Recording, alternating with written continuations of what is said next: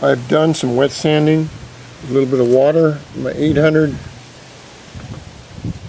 sandpaper. Listen, if you want to get the best sandpaper in the world, buy 3M. 3M stuff is the best. Anyway, I know I have a little bit of gap here and a little bit of overlap here. But the one thing about your reed valve is that if you have a 125 or any dedicated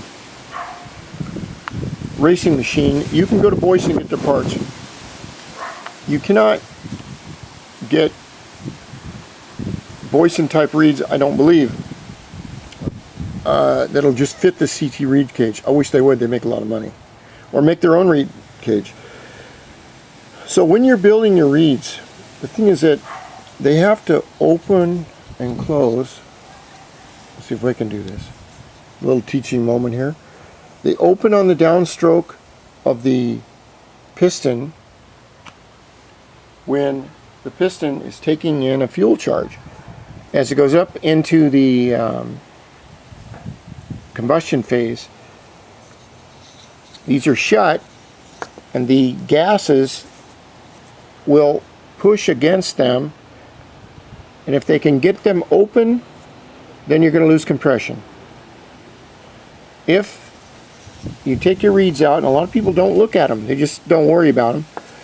A lot of reeds that I've seen, especially these CT reeds and everything that claim to be carbon fiber, they're just plastic. They just look like carbon fiber. But I've seen the edges chewed up on here and on here.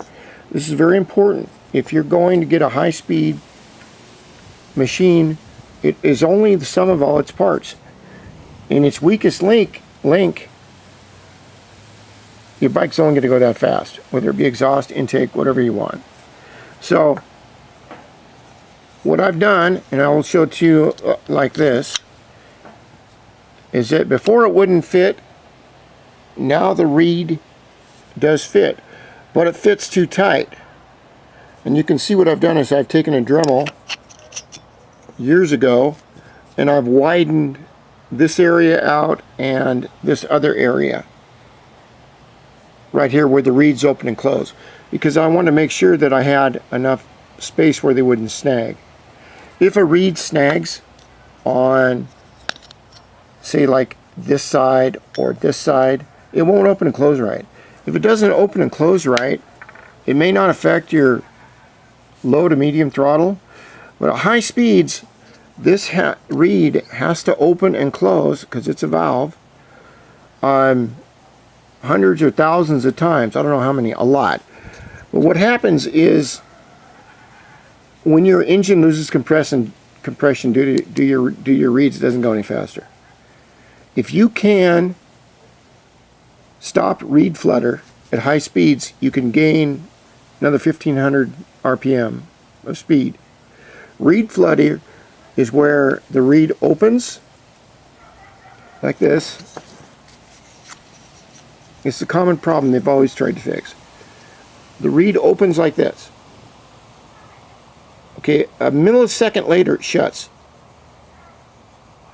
Now reed flutter is where the material in the reed cannot handle the opening and closing so rapidly, and therefore it stays open a little bit more and fuel goes up into the intake where it's not supposed to be, and you lose a charge. So if you're going to rebuild any of your reed cages, like this one's real nice. It has 2 sets of reeds in it, I think. Maybe it does, but it's a lot smaller, as you can see. If you look at the openings, the square area of the intake is right here and here. This is probably, I don't know, it looks like 20% larger. That means that I'm going to get 20% larger fuel charge going through this opening, or this reed opening on the motor. And I hope you understand that, because you can put on a 105 millimeter carburetor with a 2000 cc engine, and if you just have this little space right here for the fuel to go through, that's as much power as you're going to get. So if you can match your intake and your carburetor with the cylinder and the exhaust. That's the whole deal.